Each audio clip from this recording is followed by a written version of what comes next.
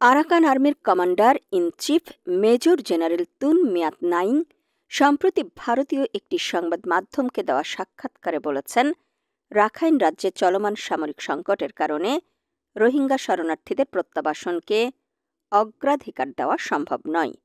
তিনি দাবি করেছেন, রাখাইন রাজ্যের জনগণ মিয়ানমারের সমগ্র জনসংখ্যার সাথে যুদ্ধ, দুর্ভিক্ষ এবং অভাবের সম্মুখীন হচ্ছে। তাই রোহিঙ্গা প্রত্যাবাসনের বিষয়টি বর্তমানে সমাধান করা সম্ভব নয়। তাছাড়া তার মন্তব্য রোহিঙ্গাদের আনুগত্য, আইন মেনে চলার মনোভাব এবং রাখাইন ও মিয়ানমারের শান্তির জন্য একসাথে কাজ করার ক্ষমতা নিয়ে সন্দেহ জাগিয়েছে। অনেক রোহিঙ্গার মতে, রোহিঙ্গাদের দেশপ্রেম এবং জাতীয় আনুগত্য সম্পর্কে এই প্রশ্নগুলো তাদের স্বদেশ প্রত্যাবর্তনের স্বপ্নকে আরও সন্দেহের দিকে ঠেলে দিয়েছে। বাংলাদেশ সরকারের ঘোষণা, আগামী বছর শরণার্থীদের ফেরত পাঠানো হবে। আরাকান আর্মির নেতা কেবল আন্তর্জাতিক সহায়তা আকর্ষণের প্রচেষ্টা হিসেবে সমালোচনা করেছেন।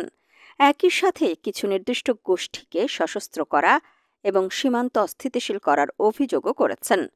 পর্যবেক্ষকরা বলছেন, আরাকান আর্মির নেতার যুক্তি দৃঢ় ভিত্তির ওপর ভিত্তি করে নয়, বরং তার ব্যক্তিগত উদ্দেশ্য প্রতিফলিত করে, যা রোহিঙ্গাদের ভবিষ্যতের প্রতি উদাসীনতা এবং সহানুভূতির অভাব প্রদর্শন করে। ফলস্বরূপ রোহিঙ্গা সম্প্রদায় এবং আন্তর্জাতিক অভিনেতারা উভয়ই তার অবস্থানের বিরোধিতা এবং সমালোচনা করছে।